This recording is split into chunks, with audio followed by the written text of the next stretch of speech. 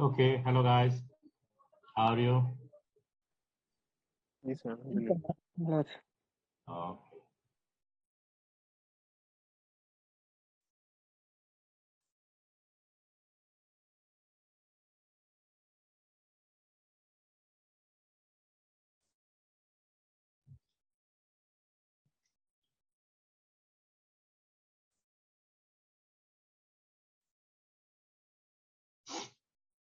okay, আমরা আজকে থেকে তিনটা ক্লাস ব্যাক করব ফর সেকেন্ডারি স্টিল মেকিং। আমাদের প্রাইমারি স্টিল মেকিং শেষ হয়ে গেছে, যেখানে আমরা basic steel making, electric arc process and electric induction process দেখেছি, এবং একটা special case stainless steel making সম্বন্ধে আমরা আলাপ করেছি। আজকে থেকে আমরা দেখবো সেকেন্ডারি স্টিল মেকিং, এবং তিনটা ক্লাসের মধ্যে যেহেতু ব্যয় করবো, প্রথম ক্লাসে আমরা synthetic slag practice, injection ladle metallurgy and deoxidation process দেখব। So our lecture outcome would be we'll be able to understand and explain the reasons and process of synthetic slag practice, injection ladle metallurgy, and the deoxidation process. Okay, so what is secondary steel making? আমরা দেখেছি primary steel making, যেখানে আমরা স্টিলটাকে তৈরি করেছিলাম, এবং এখানে still তৈরি করার সময় আমাদের প্রসেস যেটা ইনভলভ ছিল, বেসিক অক্সিজেন প্রসেসে আমরা লিকুইড পিগ আয়রন নিয়ে ডিল করেছিলাম। কোনো কোনো ক্ষেত্রে লিকুইড পিগ আয়রনের সাথে আমরা সলিড চার্জও ইউজ করেছি। ইলেকট্রিক আর্ক প্রসেসে আমরা মূলত সলিড চার্জ ইউজ করেছি, সামটাইমস লিকুইড চার্জ ইউজ করা হয়। So basically, primary steel making is involved or concerned with first melting of solid charges, if any, and then the main part, the rapid refining. Yes, এবং এটা যে সমস্ত furnace গুলো use করা হতো, যেমন বেসিক অক্সিজেন প্রসেস এবং electric process, both processes are equally capable of producing the finest quality of steel. Yes, they are capable of doing that, but আমরা usually সেটা করি না. And they are not also designed to meet stringent demand nowadays. আমরা still কোয়ালিটির উপর যেটা impose করেছি, consistency of composition and temperature যেটা অ্যাটেইন করতে চাচ্ছি, so for very sophisticated grades of steel, এই ধরনের জিনিস করতে গেলে পরে এই ধরনের ফার্নেসে যে সময় এবং কস্ট ইনভলভ, যার কারণেই প্রাইমারি স্টিল মেকিং এ এটা ইউজ করা হয় না। ঠিক আছে, to achieve such requirements, liquid steel from primary steel making units has to be further refined after tapping. Yes, either for productivity, either for reducing the refractory wear and tear. সব কিছুর জন্য আমরা ultimately, যেহেতু আমরা refining শেষ করছি না, আমাদের রিফাইনিং আলটিমেটলি করতে হবে। তার জন্যই আমরা প্রাইমারি স্টিল মেকিং করার পরে, স্টিলটাকে তৈরি করার পরে ওটাকে আমরা ফার্দার রিফাইনিং করি in another vessel after tapping. Primary furnace থেকে ট্যাপিং করে অ্যানাদার ভেসেল নিয়ে সেটাকে আমরা ফার্দার রিফাইন করি। ঠিক আছে, এন্ড এই ফার্দার রিফাইনিং প্রসেস যেটা আছে সেটাকেই বলে secondary steel making, and nowadays has become the integral part of the all modern steel making plants. আমরা একটু আগে যে কারণে বললাম যে আমরা প্রাইমারি ফার্নেস গুলোকে বেশি ব্যবহার করতে চাই না। So the advent of continuous casting process also put a stringent demand, because continuous casting process এর মধ্যে যে প্যারামিটার গুলো আছে, they are very strictly controlled, এবং যার কারণে আমরা ওই প্রাইমারি স্টিল মেকিং প্রসেসের এই ভাস্ট স্টিল মেকিং প্রসেস থেকে সেটা কন্ট্রোল করতে পারি। ওকে, সো দুটা কারণে মূলত, এক নম্বর কারণ আমরা যেটা বলছি যে রিফাইনিং আমরা কমপ্লিটলি করি না in primary steel making process. Second হলো যে ডিমান্ড যেটা অন স্পেসিফিকেশন যেটা আছে সেটা দেন মিট আপ করার জন্য আমাদের সেকেন্ডারি স্টিল মেকিং এর প্রয়োজন। ইন্টেরিয়র অপারেশন যেগুলো আছে ইন জেনারেল, আমরা যদি এটাকে এক্সপ্লেন করতে চাই, যদিও দে আর নট প্রসেস, আমরা ওই প্রসেসের মাধ্যমে যে সমস্ত কাজগুলো করি সেটা হলো removal of harmful impurity and non metallic impurities. Harmful impurity বলতে আমরা ডিসালফারাইজ করি, ডিফসফরাইজ করি, এবং অক্সিজেন, নাইট্রোজেন, হাইড্রোজেন এই সমস্ত ডিজলভ গ্যাস যেগুলো আছে সেগুলো রিমুভ করি, নন মেটালিক ইনক্লুশন যেগুলো আছে, অক্সাইডস এবং সালফাইডস যেগুলো আছে, সেগুলোকে রিমুভ করি। So they are responsible for loss of ductility, impact strength and corrosion property of steel. So এটা one of the main job of secondary steel making, ঠিক আছে, removal of harmful impurities and non metallic inclusions. এগুলো আমরা বিভিন্ন প্রসেসের, secondary মেটালার্জির বিভিন্ন প্রসেসে আমাদের ক্যারি আউট করি। Production of special sophisticated steel of grade of steel, for example interstitial free steels, যেখানে কার্বন ভেরি লো লেভেল। তোমরা জানো যে আয়রনের মধ্যে আমরা যখন কার্বন অ্যাড করি, কার্বনটা সাধারণত আইবিসিসি আর এফসিসি যেটাই হোক না কেন তার ইন্টারস্টিশিয়াল ফাঁকে ফাঁকে ঢুকে, যার জন্য এটাকে বলে ইন্টারস্টিশিয়ালস, ঠিক আছে। তো ইন্টারস্টিশিয়াল যে হোল যেটা আছে তার মধ্যে ঢুকে এই ইন্টারস্টিশিয়াল ফ্রি স্টিল মানে হলো কার্বন ফ্রি স্টিল, যেহেতু কার্বন ইন্টারস্টিশিয়ালে ঢুকছে। সো আলট্রা লো কার্বন যদি মাস ডাক্টিলিটি, যেগুলোর মধ্যে মেশিন ডিফর্মেশন খুব বেশি করে কার বডি যখন তৈরি করা হয় বা আরো এই ধরনের সলিড স্টিল যখন তৈরি করা হয়, সেই সমস্ত ক্ষেত্রে এই আমাদেরকে এই ফার্দার রিফাইনিং, যে লেভেলে রিফাইনিং করা দরকার সেটা আমরা ফাইন করতে পারি না। Provision for heating and temperature adjustment, ultimately আমরা যে ট্যাপিং করার সময় লস হয়, সেকেন্ডারি স্টিল মেকিং যদি করি সেখানে টেম্পারেচার লস হয়, কন্টিনিউয়াস কাস্টিং এর সময় লস হয়। So all this loss in temperature or heat, সেটা আমাদেরকে অ্যাডজাস্টমেন্ট করতে হয়। And at the same time sometimes আমরা কি বলে হোমোজেনাইজেশন করতেও প্রয়োজন পড়ে। সো এই অল দিস থ্রি ইস্যুস সাধারণত সেকেন্ডারি স্টিল মেকিং এ করা হয়। ইন্টারস্টিশিয়াল ফ্রি স্টিল কি স্যার ওই ডাক্টিলিটি বাড়ানোর জন্য করে বা টাফনেস বাড়ানোর জন্য? ইয়েস ইয়েস, আমরা জানি কার্বনটা সাধারণত স্ট্রেন্থ দেয়, স্ট্রেন্থ এন্ড হার্ডনেস দেয়, তাই না? সো আমরা স্ট্রেন্থ আর হার্ডনেস যদি যায় তাহলে পরে ওইটার মানে ওয়ার্কেবিলিটি কমে যায়। সো কার্বনটা একদম এক্সট্রিমলি লো লেভেলে করতে হয়। ওকে, এইটা মনে হয় তোমাদেরকে আমিনুল ইসলাম পড়াবে যখন সে ফাইনালি ফোর্থ ইয়ারে যখন সেটা কোর্স দেবে তখন। ওকে, কমন সেকেন্ডারি স্টিল মেকিং প্রসেসের মধ্যে তাহলে আমাদের আলটিমেটলি এই ধরনের জিনিসগুলো করা হয়। ডিফসফোরেশন এটা খুব একটা করা হয় না, কারণ most of the steel making, primary steel making প্রসেসের মধ্যে ডিফসফোরেশন করা হয়, খুব ভালোভাবেই করা হয়। যেটা বেশিরভাগ ক্ষেত্রে করা হয় না সেটা হলো ডিসালফারাইজেশন, কারণ আমরা বলেছিলাম ডিসালফারেশন করতে গেলে পরে স্ল্যাগটা সরিয়ে ফেলতে হয়, মানে সেকেন্ড কি বলে double slug practice is essential.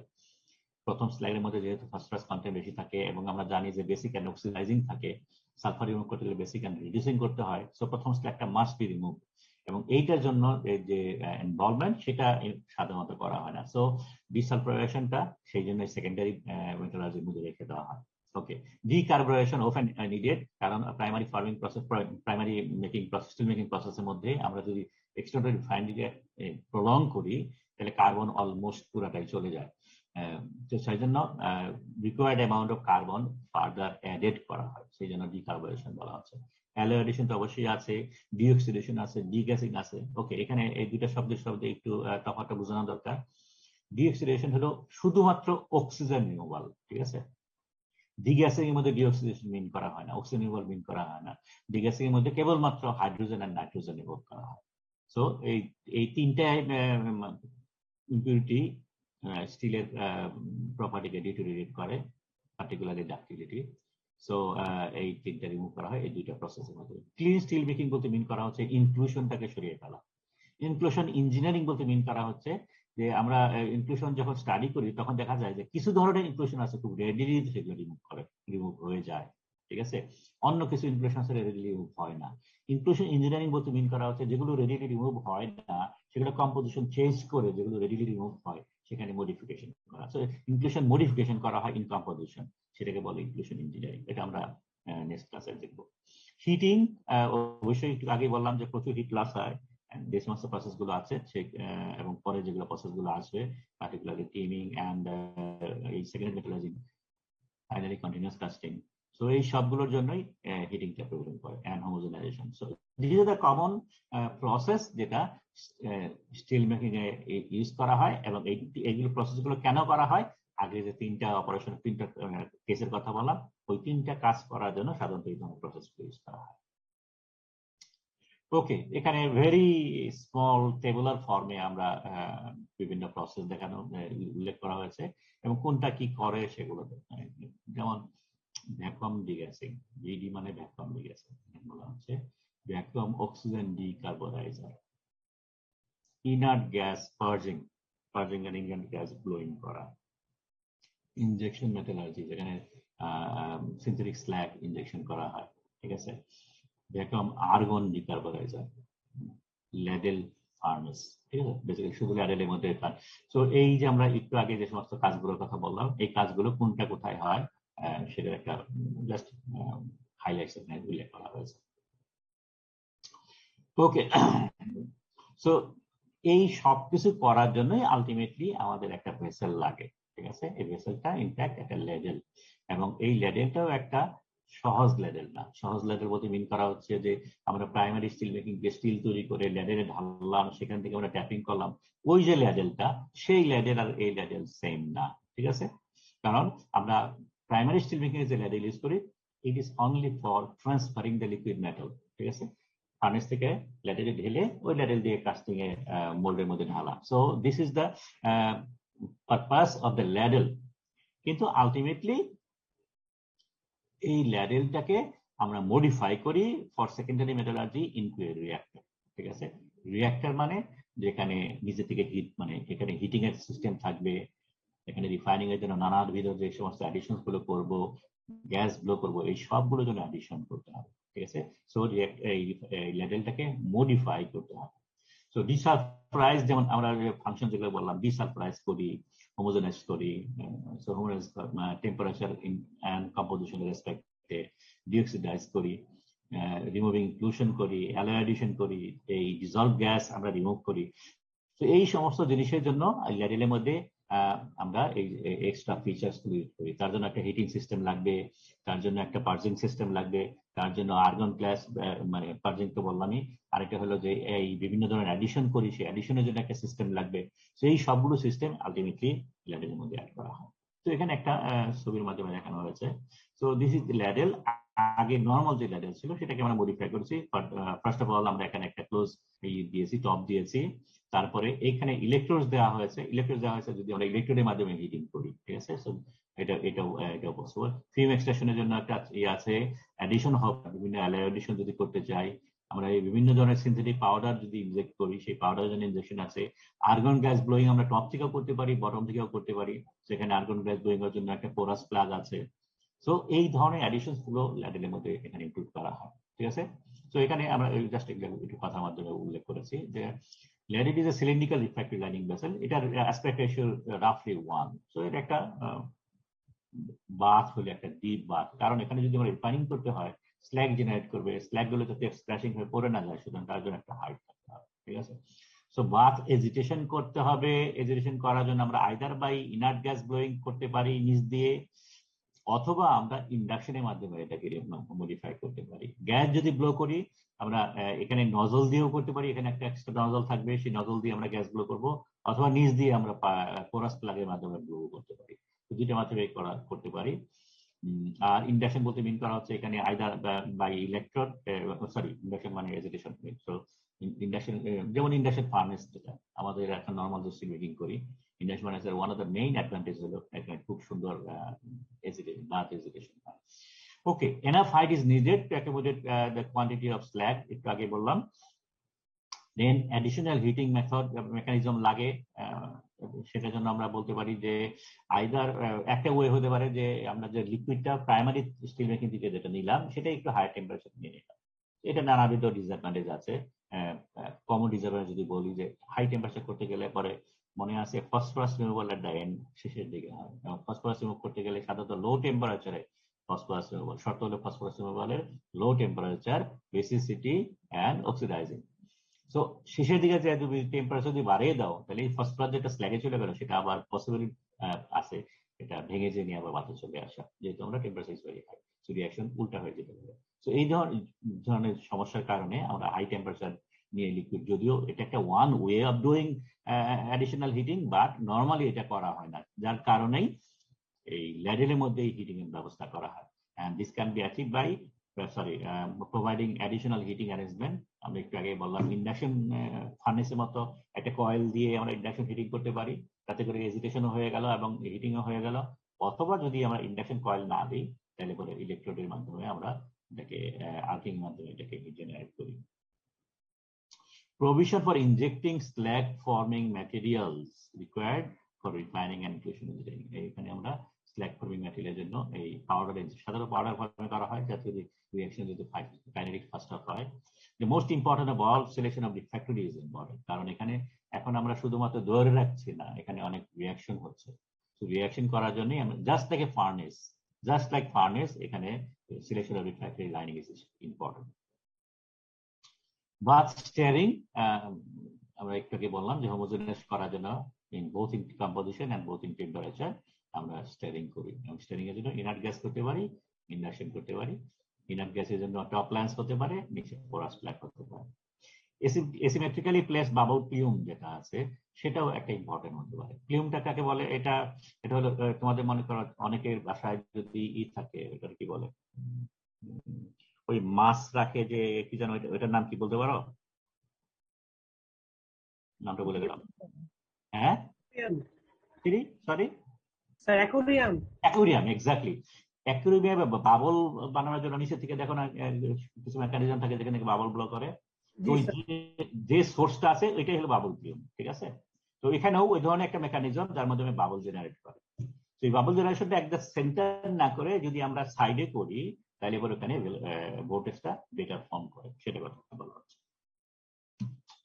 ওকে, তাহলে ফার্স্ট আমাদের প্র্যাকটিস যেটা করা হয় সেকেন্ড মেথোডলজিতে রিফাইনিং এ, সেটা হলো সিনথেটিক স্ল্যাগ প্র্যাকটিস। সিনথেটিক স্ল্যাগটা কেন করা হয়? আমরা যদি ডিসালফারাইজ করি অথবা যদি ডিফসফোরাইজেশন করি, মেইনলি ডিসালফারেশনের কথা এখানে বলা হচ্ছে। সো মেইনলি যেটা করা হচ্ছে to employ to obtain clean steel মানে ইনক্লুশন গুলো সরিয়ে ফেলা এন্ড টু ডিসালফারাইজ, এবং তার জন্য সিনথেটিক স্ল্যাগ ইউজ করতে হয়, সিনথেটিক স্ল্যাগ মেকার ইউজ করতে হয়, ঠিক আছে? তো এক নম্বর কভার দ্য মোল্টেন, এটার পারপাস একটা হতে পারে যে হিট লস কমানোর জন্য কভার হিসেবে কাজ করছে, ফাইন, টু অ্যাভয়েড রিঅক্সিডেশন, অ্যাটমসফিয়ার থেকে অক্সিজেন ভিতরে যাতে রিইনক্লুডিউস না হয়, রিমুভ ইনক্লুশনস, আমরা ইনক্লুশন নিয়ে পরে ডিটেইল আলাপ করব, টু ডিসালফারাইজ ডিঅক্সিডাইজড স্টিল অ্যাজ লো অ্যাজ 0.005 লেভেলে যদি করতে চাই, ঠিক আছে?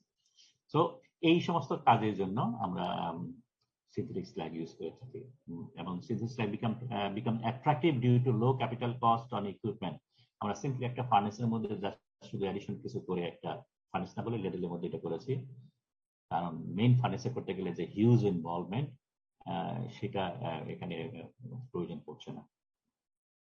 ওকে, design of synthetic slag, mainly 3 ধরনের ইনগ্রেডিয়েন্ট সিনথেটিক স্ল্যাগ এর মধ্যে থাকে। একটা হলো বেসিসিটি করার জন্য ক্যালসিয়াম অক্সাইড লাগবে, 2 নম্বর হলো সাধারণত ফ্লুইডিটি বাড়ানোর জন্য ক্যালসিয়াম ফ্লোরাইড লাগে, এবং ডিঅক্সিডেশন করার জন্য অ্যালুমিনিয়াম লাগে। তো এই তিনটা, ডিঅক্সিডেশন ইজ মাস্ট। কেন মাস্ট? মনে আছে যে সালফার রিমুভালের শর্ত হলো basic and reducing, and basic and reducing যদি হয়, রিডিউসিং মানে হলো যে অক্সাইড যেগুলো আছে সেই অক্সাইড গুলোর পসিবিলিটি আছে রিডিউস হয়ে স্ল্যাগের ভিতরে মেটালের মধ্যে চলে যাওয়া। সো অক্সিজেন আবার রিডিউস হতে পারে, যেহেতু মনে করো let's say manganese oxide, manganese plus oxygen, manganese oxide, এর যদি আবার ভেঙে যায় রিডিউসিং এর জন্য, ম্যাঙ্গানিজও পাথরের মধ্যে ঢুকে গেল, অক্সিজেনের পাথরের মধ্যে ঢুকে গেল, ঠিক আছে? তো এই জন্য সালফারাইজেশন করতে গেলে পরে ডিঅক্সিডেশন অবশ্যই করতে হবে, কারণ এই ডিসালফারাইজেশনের জন্য অক্সিজেন ভিতরে পাথরের ভিতরে ইন্ট্রোডিউস হয়ে যায়, ঠিক আছে? সো অ্যালুমিনিয়াম সাধারণত এই পারপাসটা সলভ করে। সো বেসিক্যালি সিনথেটিক স্ল্যাগের মধ্যে এই 3 ধরনের জিনিস থাকে, lime for basicity, calcium fluoride basically fluidity বাড়ানোর জন্য, এবং এটা সালফারকে পটেনশিয়াল ইনক্রিজ করে। আমরা সালফারের কি কি এলিমেন্ট সালফার রিমুভালে হেল্প করে তার মধ্যে আমরা দেখেছিলাম যে ক্যালসিয়াম ফ্লোরাইড একটা important ingredient. Okay, aluminium deoxidise, typically calcium main ingredient থাকে বেসিসিটি জেনারেট করার জন্য, ক্যালসিয়াম ফ্লোরাইডও অ্যারাউন্ড 20% হতে পারে, অ্যালুমিনিয়াম অ্যারাউন্ড 16%, কিছু সিলিকা থেকেও যায় এগুলোর মধ্যে, অথবা নাও থাকতে পারে। সিলিকা ডেফিনেটলি ডেলিভারেটলি ইন্ট্রোডিউস করা হয় না, কারণ সিলিকা ইন্ট্রোডিউস করলে পরে বেসিসিটি কমে গেল। তো সিলিকাটা আলটিমেটলি এই যে সমস্ত ইনগ্রেডিয়েন্ট এগুলো তৈরি করা হচ্ছে তার মধ্যে আছে, তার জন্য এই সিলিকাটা এখানে চলে এসেছে। ওকে, তো এখানে যে স্ল্যাগটার কথা কি বলে এটাকে, সিনথেটিক স্ল্যাগের যেটা কথা বলা হচ্ছে সেটা হলো সলিড স্ল্যাগ। আগে মিক্স করে মেল্ট করে সলিড করা হচ্ছে, প্রিফিউজড সেজন্য বলা হচ্ছে। সবগুলো একসাথে মেল্ট করে এটাকে সলিড করে এটাকে গুঁড়া করে পাউডার বানানো হয়েছে। আর কিছু কিছু লিকুইড স্ল্যাগ আগেই লিকুইড বানিয়ে নেওয়া হয়েছে, ঠিক আছে?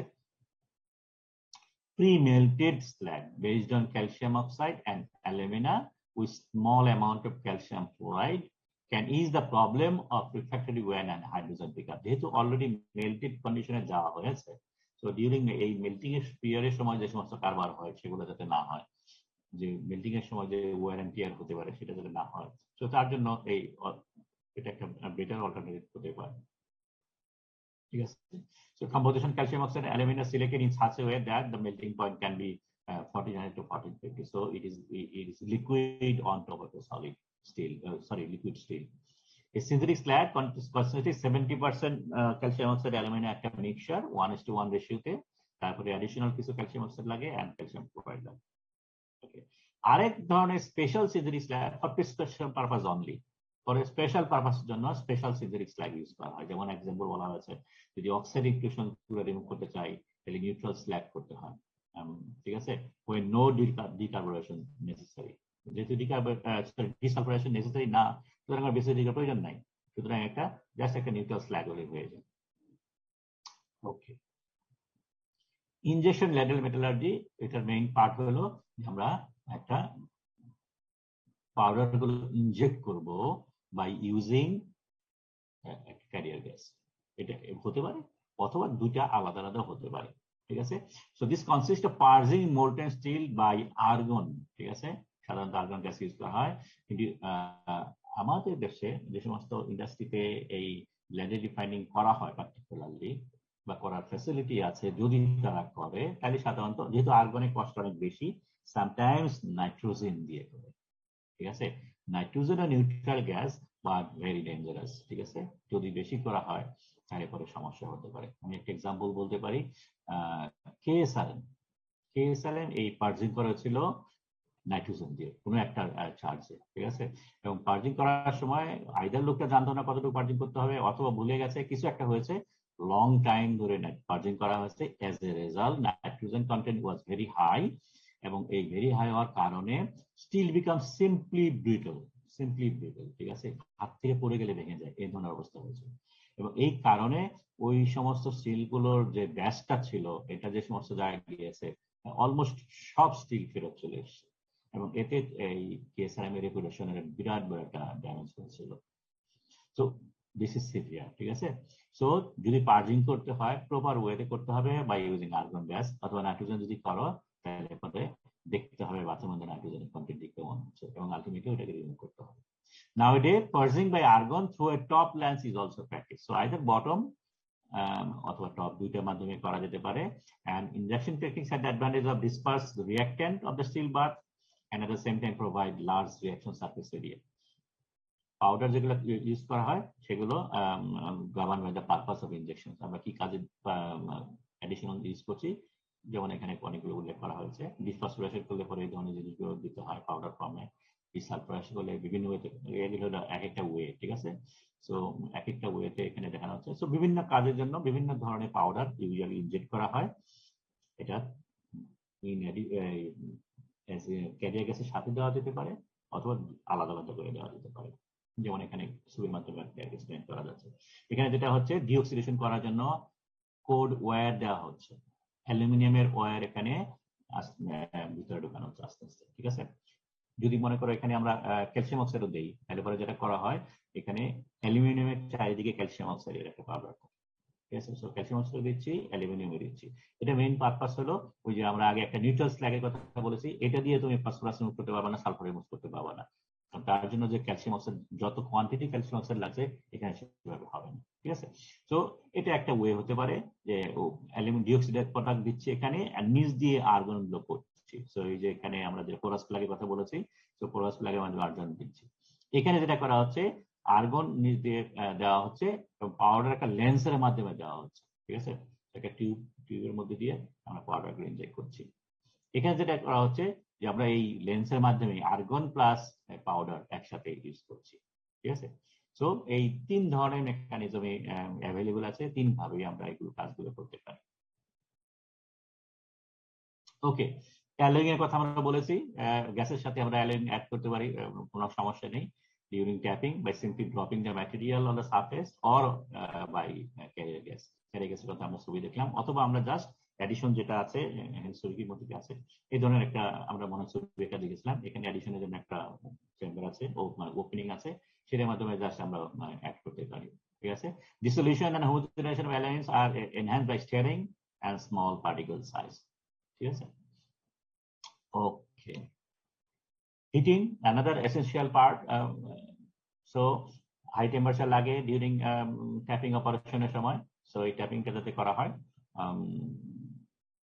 আমরা যদি হাই টেম্পারেচার, দুইটা মেথডের কথা বলেছিলাম টেম্পারেচারের জন্য, একটা হলো হাই ট্যাপিং টেম্পারেচার আর একটা হলো এই গ্যালারির মধ্যে ব্যবস্থা করা। এবং হাই ট্যাপিং টেম্পারেচারের জন্য আমরা একটা বলেছিলাম যে পুয়ার ফসফরাস রিমুভালের কথা বলেছিলাম, ইনক্রিজ লাইনিং ওয়্যার তো অবশ্যই থাকবে, increase powder and electric consumption, electric arc consumption যদি করি হাই ট্যাপিং টেম্পারেচার করতে গেলে পরে হাই পাওয়ার লাগবে ডেফিনেটলি, অ্যান্ড ফার্নেস টাইম বেশি লাগবে। সো এই সমস্ত কারণের জন্যই this is not a suitable process. Main সুবিধাজনক হয় যদি আমরা ল্যাডেনের মধ্যে হিটিং এর ব্যবস্থা করি। সো আর্ক হিটেড একটা one way of doing it, এটা আইদার আর্ক হিটেড হতে পারে অথবা ইন্ডাকশন হিটেড, দুটাই একসাথে এখানে বলা হয়েছে, to allow temperature tapping. So এটা যদি করি তাহলে পরে বেসিক অক্সিজেন ফার্নেস বা ইলেকট্রিক ফার্নেসের যে লিকুইডটা আসতেছে সেটা আমার হাই টেম্পারেচার না হলেও চলে। ঠিক আছে, সো বাথ হোমোজেনাইজেশন এখানে হতে পারে আর্গন স্টারিং এর মাধ্যমে, ইনক্লুশন রিমুভাল হতে পারে, ইনক্লুশন ইঞ্জিনিয়ারিং করতে পারি যদি চাই, ডিসালভারেশন এটা হতে পারে, holding your liquid for long period of time আমি ধরে রাখতে পারি যেহেতু heating is already there. So ability to make additions, এই সবগুলো জিনিস আমরা ঠিকমতো করতে পারি যদি আমি এটা নিজস্ব একটা হিটিং মেথড থাকে। ডিফারেন্ট টাইপ অফ হিটিং মেথডের মধ্যে আছে, ইন্ডাকশন স্টার কথা বলেছি, gas stir by porous plug হতে পারে, এবং gas stirring by using tuyere. So এই আর্ক হিটিং ল্যাডেলের মধ্যে এই ধরনের ফ্যাসিলিটি আমরা স্টারিং এর জন্য আমরা ইউজ করতে পারি। ডিঅক্সিডেশন প্রসেস যদি দেখি, refining of hot metal steel done oxidizing atmosphere. So oxidation product অনেকগুলো থাকে, oxygen dissolve in the steel, যেহেতু আমরা অক্সিজেন কন্টিনিউয়াসলি ব্লো করছি।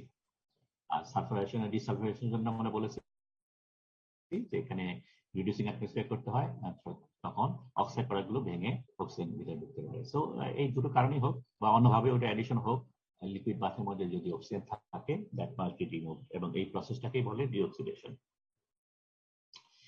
So oxygen has negligible solubility in steel, 1600 only 0.23%, R room temperature 0.003, so difference is very high, এবং এই access অক্সিজেনটা সরে যেতে হবে, সুযোগ থাকলে সরে যায়, কিন্তু সুযোগ না থাকলে পরে এটা আলটিমেটলি বাথের মধ্যে বিভিন্ন ধরনের রিঅ্যাকশন করে। So either it will form defects like blowholes or porosity, যাই বলি না কেন, অথবা নন মেটালিক অক্সাইড ইনক্লুশনস তৈরি করবে in solidified castings, and this defects obviously will have very harmful effect on mechanical property.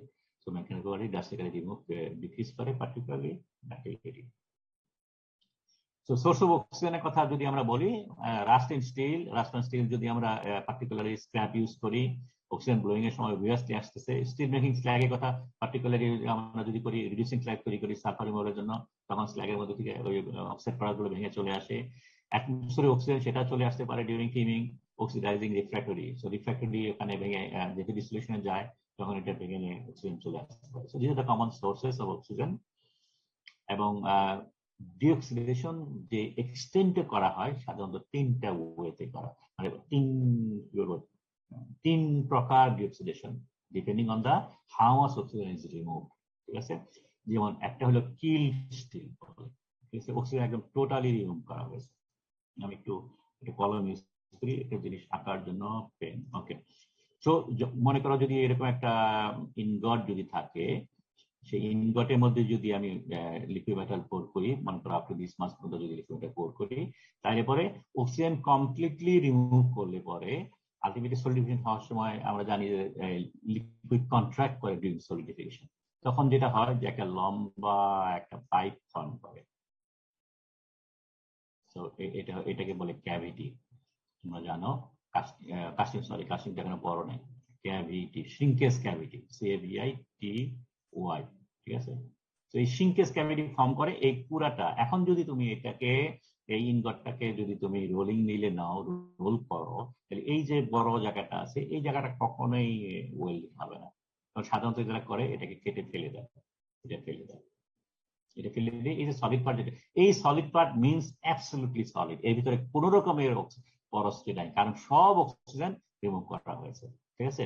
এবং ডিঅক্সিডেশন রিমুভ করার কারণে এটা একটা একদম পিওর একটা সলিড, যেটাকে আমরা যদি ওয়েল্ডিং করি, সরি এটাকে রোলিং করি, বিউটিফুল রোল প্রোডাক্ট তৈরি হবে।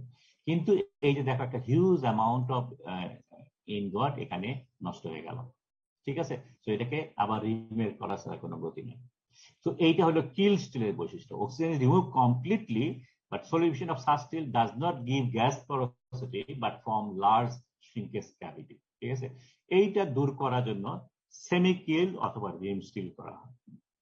সেমিকেল মানে অক্সিজেন কিছু রিমুভ করা হয়, এবং কিছু রিমুভ করলে পরে এই যে অক্সিজেনের ছোট ছোট ছোট ছোট পরোসিটি, পিনহোল পরোসিটি ফর্ম করে, এই সিঙ্কেজ ক্যাভিটি যেটা ফর্ম করে, মানে সলিউশন সিঙ্কেজ যেটা হওয়ার কথা, সেই সিঙ্কেজটা এই পরোসিটি গুলোর মধ্যে ডিস্ট্রিবিউট হয়েছে।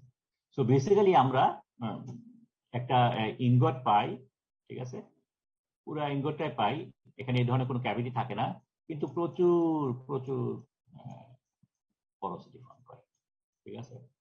এখন এটাকে যদি রোল করি, রোল করে এই পরোসিটি গুলোকে স্কুইজ করে ফেলে দেওয়া সম্ভব, যার কারণেই এই সেমিকেলটা করা হয়।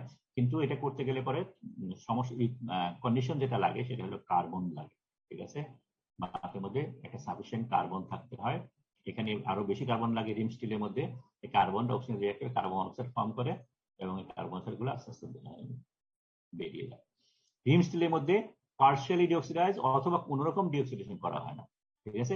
এই কোন রকম ডিঅক্সিডেশন না করতে গেলে পরে বাতের মধ্যে সাফিসিয়েন্ট অক্সিজেন কার্বন লাগে, অ্যাটলিস্ট 0.2 অথবা 0.3 এই ধরনের লেভেলে কার্বন লাগে, ঠিক আছে। ওই ধরনের কার্বন থাকলে পরে কার্বন মনোক্সাইড ফর্ম করে এবং কার্বন মনোক্সাইডের বাবল ফর্ম চলে যায়। কিন্তু যেটা হচ্ছে, যেহেতু সলিডিফিকেশন ফ্রম দ্য সারফেস হওয়া শুরু করে, সুতরাং এইখানে একটা সলিড স্ক্রিন ফর্ম করে, যে সলিড স্ক্রিনটা একদম সলিড, ঠিক আছে। এর মধ্যে কোনো গ্যাস পোরোসিটি কিছু নাই। গ্যাস পোরোসিটি গুলো সাধারণত এই জায়গাটার মধ্যে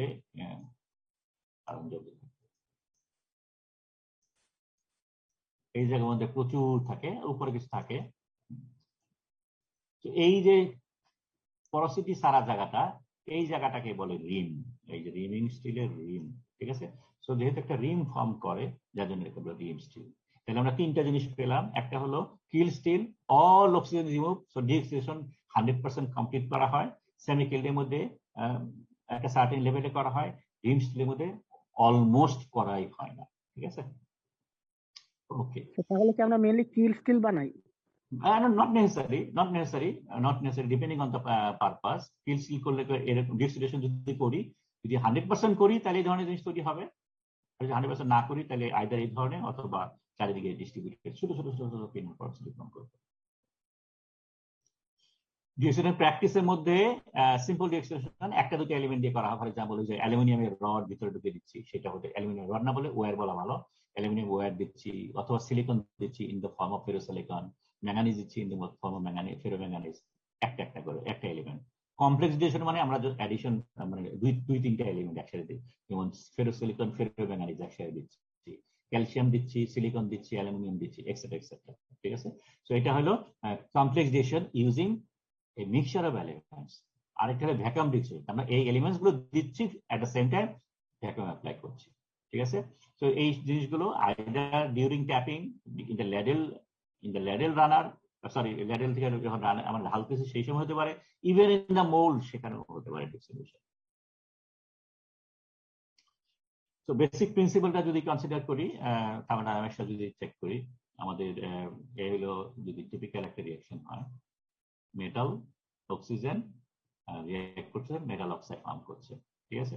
তো এটার জন্য ইকুইলিব্রিয়াম কনস্ট্যান্ট যদি ফর্ম করি, উপরে অ্যাক্টিভিটি অফ অক্সাইড, নিচে হলো অ্যাক্টিভিটি অফ মেটালের পাওয়ার এ, আর এটা হলো অ্যাক্টিভিটি অফ অক্সিজেন তার পাওয়ার বি। এবং এই দুইটা জিনিসই কম্পোনেন্ট যদি কম পরিমাণে থাকে তাহলে হেনরিয়ান অ্যাক্টিভিটি যদি কনসিডার করি, এবং ওয়েট পার্সেন্টেজ যদি অনেক কম থাকে, তাহলে আমরা অ্যাক্টিভিটি কোএফিসিয়েন্ট যেটা আছে, আমরা জানি H = F × X। সো এই এফটাকে আমরা 1 যদি ধরি, তাহলে অ্যাপ্রক্সিমেটলি এইটা আমরা কনসিডার করতে পারি। তখন এই দুটো প্রোডাক্ট হয় 1/k, এবং এটাকে আরেকটা কনস্ট্যান্ট km দিয়ে রিপ্রেজেন্ট করে, যেটার জন্য এই ধরনের ফর্মুলা পাওয়া যায়, ঠিক আছে, বইয়ের মধ্যে অ্যাভেলেবেল আছে। সো আমরা ইজিলি এই ডিজলভ অক্সিজেন কতটুকু আছে সেটা আমরা বের করতে পারি। যদি এখানে এম এর অ্যামাউন্ট যদি বেশি হয়, তাহলে আমাদের এই এফ এমটাও কনসিডার করতে হবে। ঠিক আছে, এফ এম ইন্টু এম সেটাও কনসিডার করতে হবে। ওকে, সো অল অক্সাইডস আর সলিড এক্সেপ্ট ম্যাঙ্গানিজ। ম্যাঙ্গানিজের একটা অ্যাডেড অ্যাডভান্টেজ আছে, ম্যাঙ্গানিজ দিলে পরে সলিডও ফর্ম করতে পারে, লিকুইডও ফর্ম করতে পারে। সো লিকুইড প্রোডাক্ট যদি ফর্ম করে তার একটা অ্যাডেড বোনাস আছে, কারণ লিকুইডটা খুব ইজিলি কোয়াগুলেন্ট করতে পারে, একসাথে জমে একটা ড্রপলেট ফর্ম করতে পারে এবং ড্রপলেটটা ভেরি ইজিলি ওদিকে ফ্লোট করতে পারে। সো এটা একটা বেটার অ্যাডভান্টেজ, যার জন্য এই অ্যাডভান্টেজটা আমরা সামটাইমস নিতে পারি। ঠিক আছে, তো এখন যদি একটু কাইনেটিক্সটা চিন্তা করি, তাহলে আলটিমেটলি থার্মোডাইনামিক্স এর মধ্যে অক্সিজেন তাহলে এইটা কম হবে কোন সময়? So oxygen steel depends on K M এর উপরে, এটা যদি ফিক্স ধরি। ঠিক আছে, সো কে এম যত কম হবে ও তত কম হবে। ও যেহেতু ফার্স্ট ব্র্যাকেট থার্ড ব্র্যাকেট দেওয়া আছে, তার মানে ও ইন লিকুইড, তাহলে oxygen in liquid in atomic লেভেলে বলা হচ্ছে। সো এটা আমরা কম চাই, যেহেতু ডিসোসিয়েশন করতে চাচ্ছি। সো এটা কম কিভাবে করা যায়? সো কে এম যত কম হবে অক্সিজেন তত কম থাকবে। এবং বিভিন্ন এলিমেন্ট দিয়ে যদি আমরা করি এই রিয়াকশন, যদি কনসিডার করি অ্যালুমিনিয়াম দিয়ে, সিলিকন দিয়ে এবং ক্যালসিয়াম দিয়ে, তার কে এম ভ্যালু গুলো একটু খেয়াল করো। 10^14, 10^19, 10^-5, সবগুলো মাইনাস। যেমন এখান থেকে আমরা দেখতে পাচ্ছি যে ক্যালসিয়ামটা ইজ মোস্ট এফেক্টিভ। ক্যালসিয়ামের রিঅ্যাকশনের জন্য কেএম ভ্যালু সবচেয়ে কম, সুতরাং আমরা ক্যালসিয়াম যদি দেই as a deoxidiser, it will have the maximum effect. তারপরে অ্যালুমিনিয়াম, তারপরে সিলিকন, কারণ সিলিকনের জন্য অনলি অ্যাবাউট -5। সো সমস্যা, যদিও অ্যালুমিনিয়াম এবং ক্যালসিয়াম এরা খুবই ভালো, কিন্তু প্রবলেম হলো নাম্বার 1 দেয়ার ডেন্সিটি। ক্যালসিয়াম এবং অ্যালুমিনিয়াম ইজ লাইটার। তো তুমি জাস্ট উপরে ফেলে দিতে পারো না, উপরে ফেলে দিলে এটা উপরেই থেকে যাবে, বাথরুমে তো কখনোই আর ঢুকবে না। ঠিক আছে, এটা একটা। অ্যান্ড অ্যানাদার ওয়ান হলো যে আমরা স্টিল মেকিং টেম্পারেচারটা কথা বলি, steel making temperature calcium is gas. তো তুমি সিম্পলি এটা এই করতে পারো না। সো এই দুইটা সমস্যার কারণে আমাদের suitable injection methods either for solid অবস্থা অথবা গ্যাসেস অবস্থা, এদের অ্যাডিশনালি এটা ইউজ করতে হবে, মানে ব্যবস্থা করতে হবে।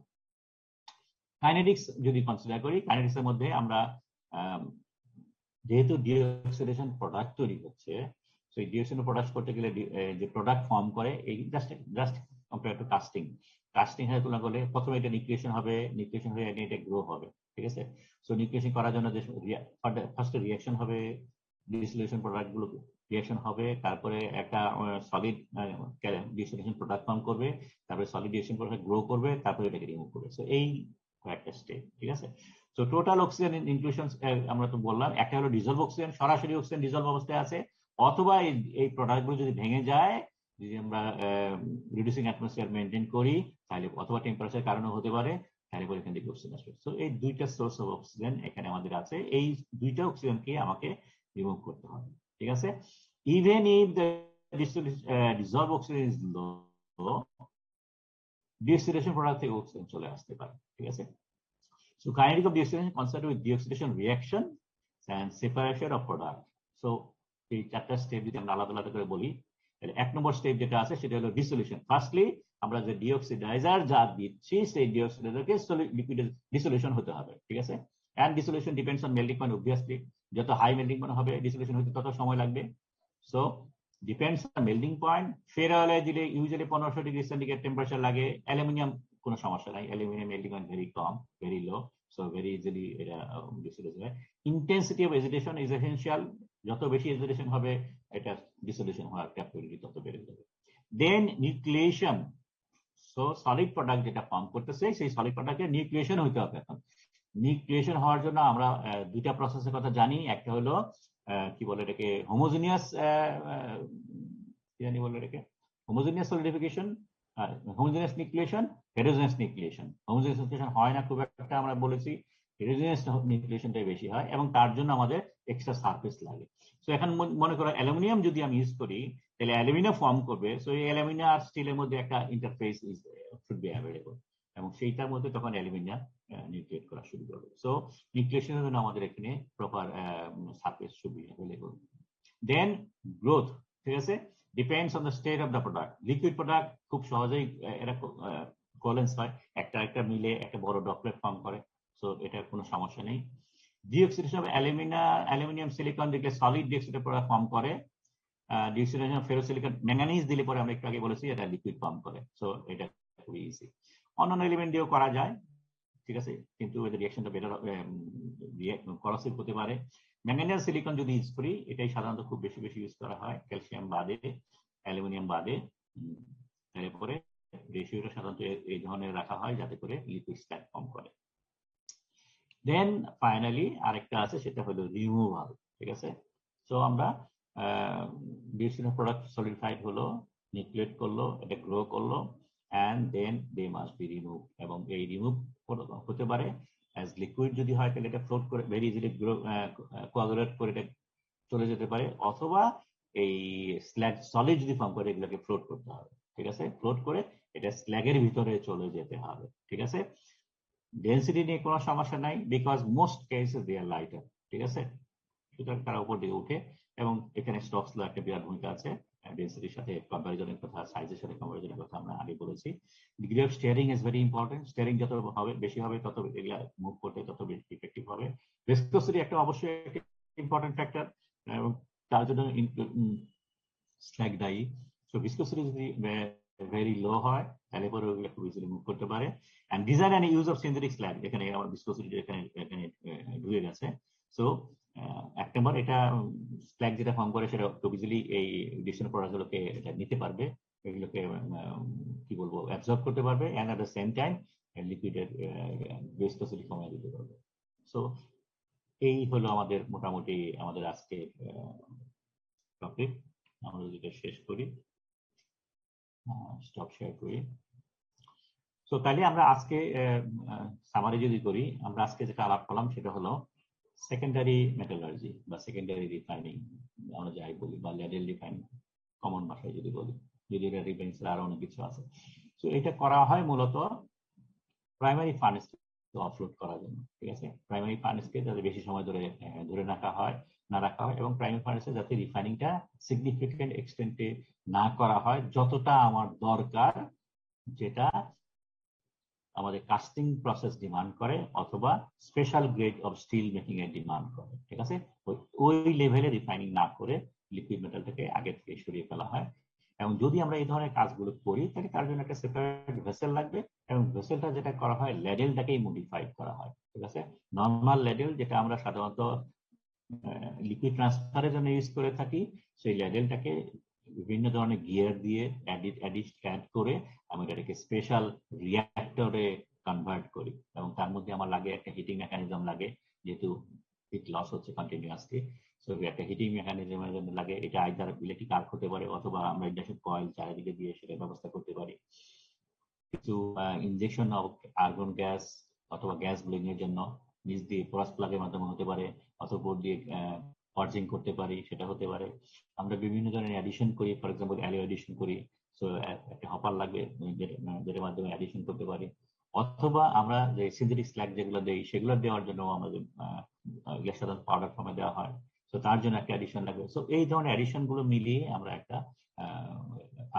ল্যাডেলকে মডিফাই করি, এবং যে সমস্ত প্রসেস গুলো কমনলি ইউজ করা হয় in ladle refining, in secondary metallurgy, তার মধ্যে আছে আমরা কোনো ক্ষেত্রে ডিফসফোরাইজেশন করি, বেশিরভাগ ক্ষেত্রে ডিসালফারেশন করি, তারপরে ডিঅক্সিডেশন করি অক্সিজেন রিমুভ করার জন্য, ডিগ্যাসিং করি আমরা অন্যান্য গ্যাস যেগুলো আছে পার্টিকুলারলি নাইট্রোজেন এন্ড হাইড্রোজেন, সেগুলো রিমুভ করার জন্য আমরা ডিগ্যাসিং করি।